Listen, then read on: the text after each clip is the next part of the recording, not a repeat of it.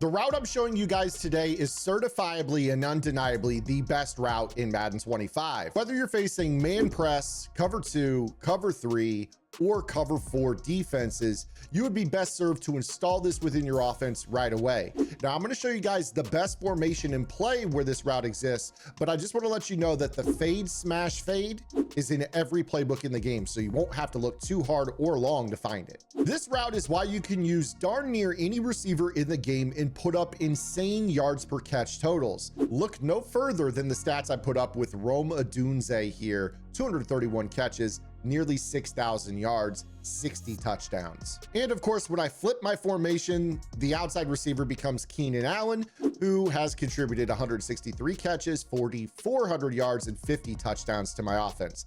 So both of these receivers, while running other routes, are largely anchored by the fade smash fade, and it's insane over the top potential. So let's go ahead, subscribe to the channel, hit that notification bell, get out your pen and notepad, and let's get after it. Now, I mentioned this before on the channel, but the reason I refuse to leave the Seattle Seahawks offense is that their gun bunch tight end has a play known as PA verticals. The outside receiver on the bunch in this play runs the route that we're going to be talking about. However, if you have bunch tight end in any other playbook, which the February patch did place that formation into many other playbooks, you probably have a play known as verticals Y delay, and you could utilize this route out of this particular position as well. But let's start off with why I think that this route must be in your offense, and that is that there is a clear trend over the years in Madden, especially in Ultimate Team, of players playing a lot of cover 0 press at the end of the year because they've got abilities that can make their jam animations better, they've got route abilities, and they've got man coverage abilities that will cut on the route, such as inside shade or one step ahead. So that makes just going out and running whips and posts and corners a little bit more daunting, especially when people are running the bottleneck meta. So what I'm going to do is start off here in cover 0 press. This is a meta that is emerging because these players that have these bottlenecks get super jam animations on their receiver.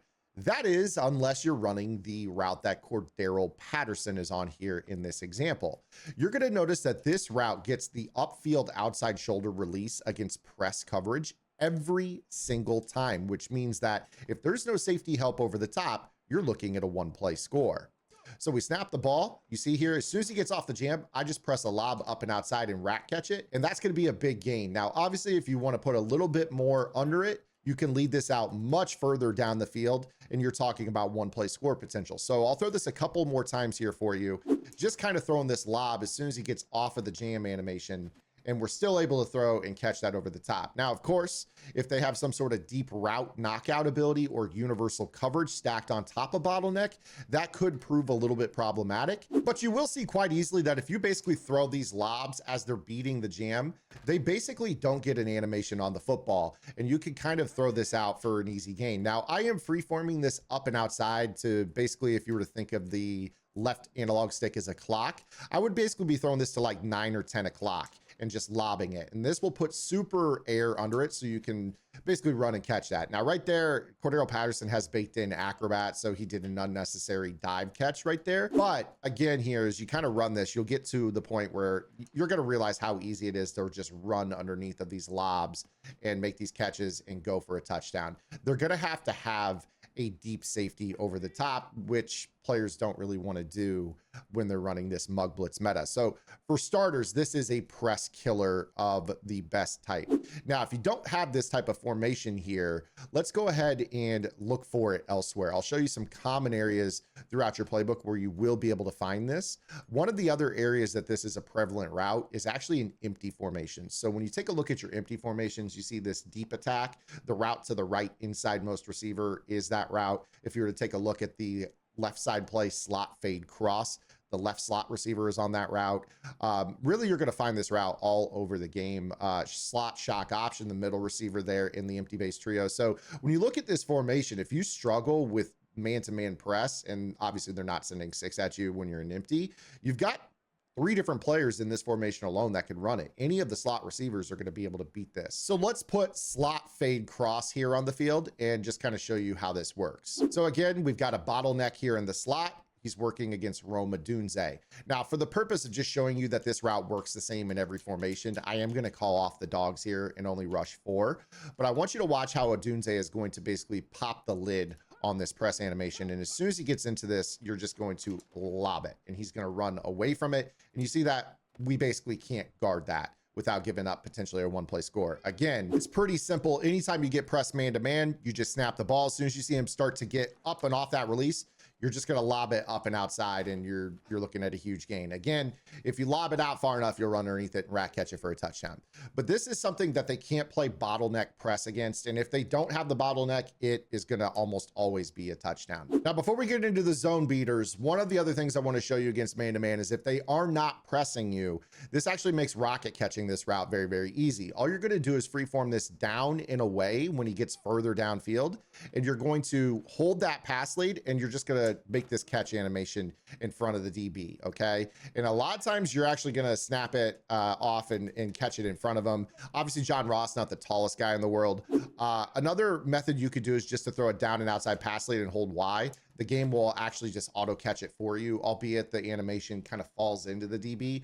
So if you don't have a lot of stick skill on this, you probably are going to prefer a little bit of a taller option. So I'm going to put in Roma Dunze here. Another thing with this as well is that if you have a non-velocity ability quarterback, it actually allows you to throw this ball with better trajectory, meaning that you can actually click on in front and catch the ball like this. It kind of leaves more air under the football, so you have time to get the receiver turned around in front of the DB and catch it. But it's relatively simple. Go into practice mode and try this with your backup quarterback. Just throw this freeform down and outside.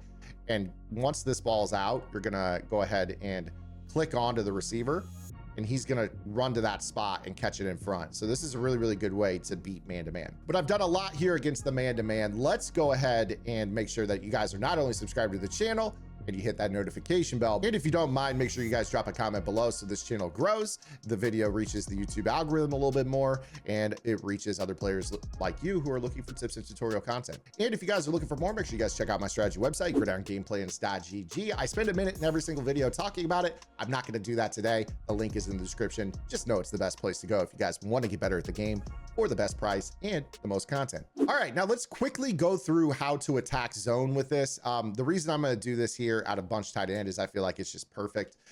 If you ever get a cover 2 defense, you're literally looking at a touchdown. You simply are just going to put a streak down the middle of the field and snap the football.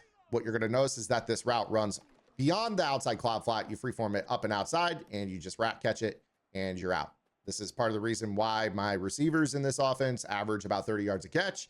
If I ever catch anybody in a cover 2, this is a touchdown over the top. Now, when it comes to cover 3 and cover 4, these have basically the same attacking route combos because the zones are similar. Underneath is purples and yellows. Sideline deep zone, whether it's a quarter or a third, doesn't matter to me. We're going to attack it in very much the same way.